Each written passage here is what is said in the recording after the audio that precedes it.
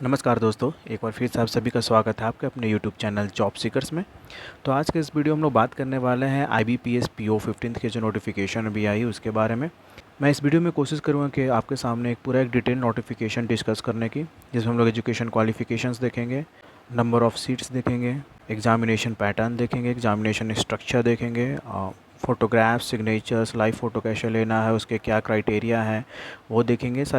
सारी चीज़ों की डिटेल्स में हम इस वीडियो में बात करने वाले हैं। तो मैं आप सबसे रिक्वेस्ट करता हूँ कि प्लीज़ आप वीडियो के लास्ट तक बने रहें, और अगर आपको हमारा वीडियो पसंद है तो प्लीज़ हमारे वीडियो को लाइक करें। जो भी लोग इस फॉर्म को भरने के लिए एलिजिबल हैं उनके साथ इस वीडियो को शेयर करें और हमारे चैनल को सब्सक्राइब भी करें। तो चलिए आपको ज़्यादा समय न लेते हुए इस वीडियो को स्टार्ट करते हैं। तो जैसा कि आप सभी को पता है कि ये 15th नोटिफिकेशन है IBPS PO की तरफ से। 1 जुलाई 2025 से इसका जो है फॉर्म फिलिंग स्टार्ट हो गया है, जो कि 21/7/2025 तक चलेगा, और पेमेंट करने का भी लास्ट डेट आपको 21 जुलाई 2025 ही है। ऑनलाइन एग्जामिनेशन जो है आपका अगस्त 2025 में कंडक्ट कराया जाएगा, जिसका रिजल्ट आपको सितंबर 2025 में दिया जाएगा। प्री एग्जामिनेशन ट्रेनिंग जो है, जो कि SC ST कैटेगरी के लोगों के लिए होती हैं, वो आपका जो है अगस्त 2025 में ही कंडक्ट कराया जाएगा। इसके बाद आपका जो मेंस एग्जामिनेशन है वो आपका अक्टूबर 2025 में लिया जाएगा, जिसका रिज़ल्ट जो है नवंबर 2025 में आएगा। और पर्सनालिटी टेस्ट की अगर बात की जाए तो वो नवंबर से दिसंबर के बीच में कंडक्ट कराया जाएगा। तो ओवरऑल प्रोसेस को अगर देखा जाए तो कंप्लीट होने में जो है जनवरी टू फरवरी 2026 जो है का टाइम लग सकता है, ऐसा एक टेंटेटिव शेड्यूल इनके द्वारा दिया गया है। अगर बात की जाए पार्टिसिपेटिंग बैंक कौन कौन सी हैं, तो यहाँ पे आप देख सकते हो कि बैंक ऑफ बड़ौदा है, बैंक ऑफ इंडिया है, बैंक ऑफ महाराष्ट्र है, कैनरा बैंक है, सेंट्रल बैंक ऑफ इंडिया है, इंडियन बैंक है, इंडियन ओवरसीज़ बैंक है, पंजाब नेशनल बैंक है, पंजाब एंड सिंध बैंक है, यूको बैंक है and Union bank of India है। बट अनफॉर्चुनेटली अगर देखा जाए तो UCO bank, union bank of India और इंडियन बैंक, इन तीनों बैंक में कोई भी वैकेंसी नहीं है किसी भी कैटेगरी के लोगों के लिए। और सबसे ज़्यादा वैकेंसी अगर यहाँ पे देखा जाए तो Canara bank, bank of Baroda और बैंक ऑफ महाराष्ट्र में इस बार दिया गया है। तीनों में हज़ार हज़ार सीटें हैं। आगे वीडियो में हम कैटेगरी वाइज देखें कि किस बैंक में कितने कैटेगरी वाइज जो है सीट अलॉट किए गए हैं। कंपनसेशंस की बात की जाए तो एज अ प्रोबेशनरी ऑफिसर और मैनेजमेंट ट्रेनिंग आपका जो बेसिक सैलरी वो 48,480 से लेकर के आपका जो है इंक्रीमेंट होने के बाद तक जो है 85,920 तक के बीच में वैरी करेगा, अलाउंसेस वगैरह ये सब मिला करके, और कुछ डिडक्शंस भी होती हैं। तो वो सारी चीज़ों को आप यहाँ पे देख लीजिएगा। एज लिमिट की अगर यहाँ पे बात की जाए तो मिनिमम एज लिमिट जो है आपका 20 ईयर्स है, और मैक्सिमम एज लिमिट जो है आपका 30 ईयर्स तक रखा गया है। साथ ही साथ आपका जो कैटेगरी वाइज जो एज रिलैक्सेशन यहाँ पे दिया जाता है, अपर एज लिमिट, आप यहाँ पे देख सकते हो कि शेड्यूल कास्ट के लिए 5 ईयर है, OBC नॉन क्रीमी के लिए 3 साल का है, पर्सन विद बेंचमार्क डिसेबिलिटीज़ के लिए 10 साल का है, एक सर्विसमैन को 5 साल का जो है अपर एज लिमिट कैपिंग दी जाती है। इंपॉर्टेंट पॉइंट यहाँ पे मेंशन है जिसको मैंने हाईलाइट किया है। एक्चुअली ये OBC कैटेगरी के लिए नहीं है, ये आप अगर किसी भी कैटेगरी का सर्टिफिकेट बनाते हो तो प्लीज़ मेक श्योर कि वो जो है वो करंट फाइनेंशियल ईयर का हो। जैसे कि इसमें मेंशन किया गया है कि जो भी कैटेगरी का सर्टिफिकेट आप बना रहे हो वो 1/4/2025 के बाद का हो। इट मीन्स ये करंट फाइनेंशियल ईयर का हो, पिछले साल का ना हो। यहाँ पे मैं इसको डिटेल में तो आपको नहीं बता रहा, बट आप यहाँ पे वीडियो पॉज करके आप देख सकते हो कि जो पर्सन विद बेंचमार्क डिसेबिलिटीज़ है उनको कौन सी क्राइटेरिया जो है वो फुलफ़िल करनी है, जिस अकॉर्डिंग वो उस क्राइटेरिया के अंदर जो है अपना रिजर्वेशन ले सकते हैं। जैसे विजुअली इम्पेयर्ड के लिए क्या कौन कौन से क्लाउज देखने हैं, ब्लाइंडनेस के लिए, लो विज़न के लिए, आप यहाँ पे वीडियो को पॉज करके देख सकते हो। हियरिंग इम्पेयर्ड है तो उनके लिए क्या क्लाउज है, ऑर्थोपेडिकली चैलेंज्ड है, लोकोमोटर डिसेबिलिटीज़, तो उनके लिए क्या क्लाउजेज है, यहाँ पे आप देख रहे हो। यहाँ पे वीडियो को पॉज करके आप स्लोली मैं स्क्रॉल कर रहा हूँ, आप यहाँ वीडियो को पॉज करके ये देख सकते हो।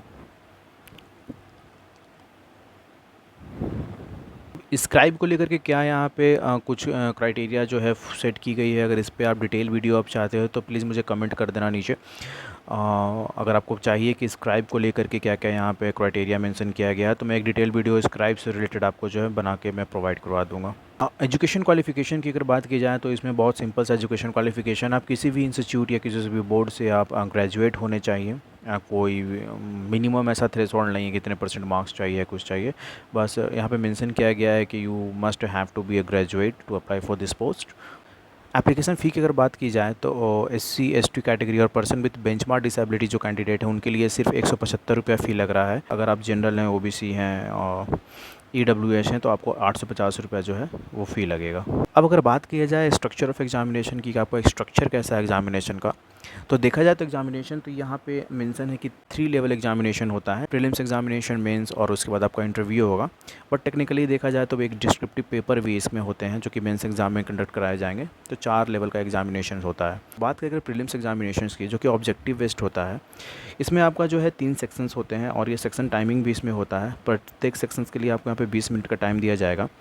और इंग्लिश लैंग्वेज के लिए सिर्फ 1 मीडियम होता है। इंग्लिश लैंग्वेज के लिए इंग्लिश में आपको एग्जामिनेशन देना पड़ेगा और बाकी दोनों के लिए आपको बाइलिंगुअल देखने को मिलेगा, इंग्लिश एंड हिंदी में। इंग्लिश लैंग्वेज में अगर देखा जाए तो 30 क्वेश्चंस होते हैं 30 मार्क्स के। क्वांट में अगर देखा जाए 35 क्वेश्चंस 30 मार्क्स के। एंड रीजनिंग एबिलिटी में देखा जाए तो 35 क्वेश्चंस होते हैं 40 मार्क्स के।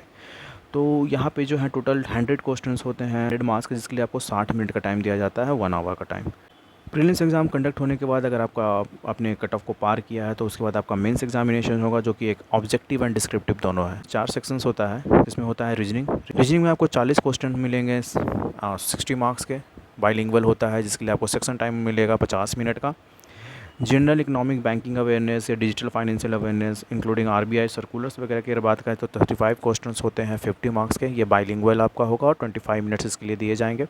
इंग्लिश लैंग्वेज की अगर बात की जाए तो 35 क्वेश्चंस होंगे 40 मार्क्स के, जो कि एक single medium English medium examination होगा। इसका 40 मिनट दिए जाएंगे इसके लिए आपको।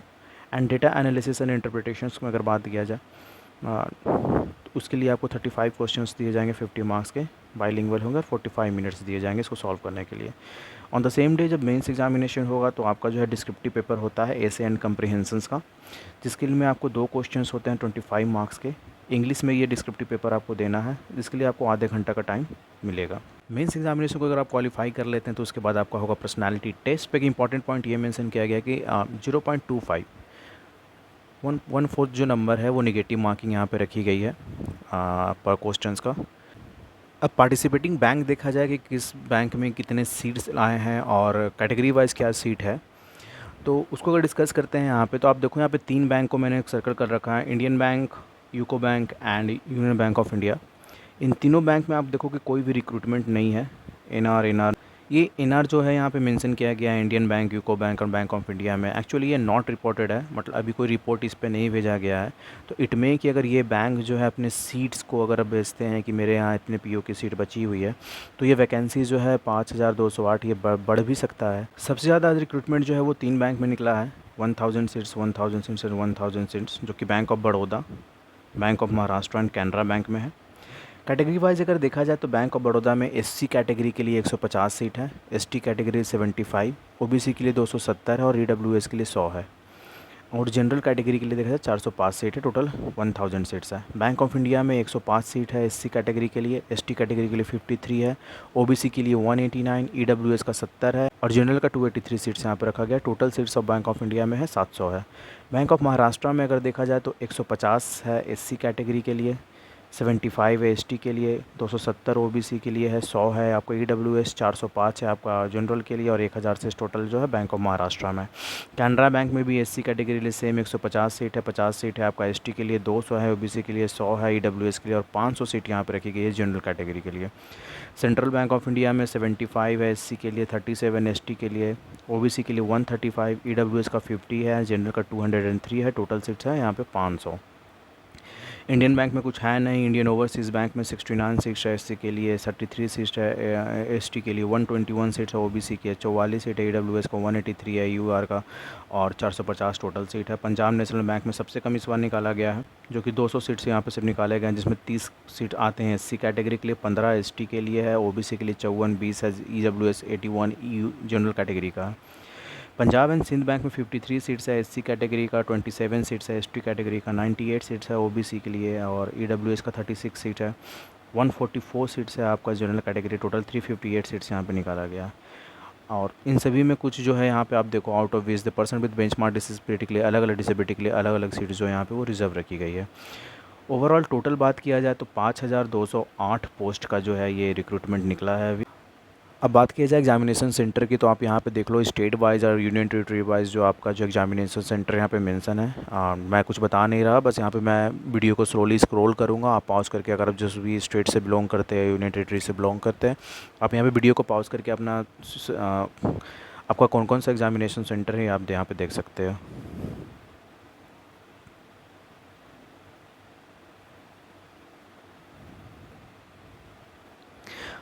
साथ ही साथ में ये जो रिक्रूटमेंट है डायरेक्टली ऑनलाइन भी आप इसको IBPS के साइट से देख सकते हैं, और अगर आपको ईज़िली चाहिए तो मैं डिस्क्रिप्शन बॉक्स में डाल दूँगा, कमेंट बॉक्स में भी पिन कर दूँगा इस रिक्रूटमेंट को। आप डायरेक्टली वहाँ से जा कर के इस पूरे रिक्रूटमेंट को आप इस पूरे फॉर्म को आप देख सकते हैं। यहाँ पे कुछ फॉर्म फिल करते समय कुछ इंपॉर्टेंट बातें यहाँ पे ध्यान में रखने के लिए ये है कि आपका जो है फ़ोटोग्राफ जो है वो 20 से 50 KB तक का होना चाहिए।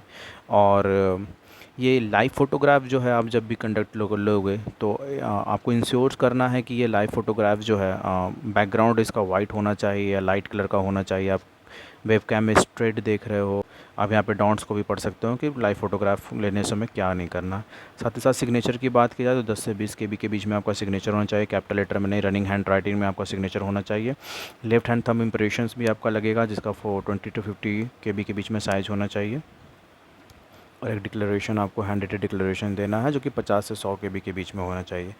हैंड रिटेड डिक्लेरेशन में आपको ये वाला टेक्स्ट जो है लिखना है कि आई, उसके बाद आपका नाम, hereby declare that all the information submitted by me in the application form is correct, true and valid. I will present the supporting document as and when required. तो ये था एक detail notification IBPS PO 15th के notifications का। तो मैं आशा करता हूँ कि आपको ये वीडियो पसंद आया है। अगर ये वीडियो पसंद आया तो प्लीज़ हमारे वीडियो को लाइक कीजिएगा। जो भी लोग इस फॉर्म को भरने के लिए एलिजिबल हैं उनके साथ इस वीडियो को शेयर भी कीजिएगा। और मैं आप सबसे निवेदन करता हूँ कि प्लीज़ हमारे इस चैनल को सब्सक्राइब कीजिएगा ताकि हम इसी तरह से ग्रो कर सकें और आपके पास ये डिटेल नोटिफिकेशंस हर एक पॉइंट को डिटेल में बता के आपके समक्ष रख सकें। तो प्लीज़ सपोर्ट कीजिए हमें और प्लीज़ चैनल को सब्सक्राइब करना ना भूलें। मिलते हैं फिर किसी और वीडियो में। जय हिंद, वंदे मातरम।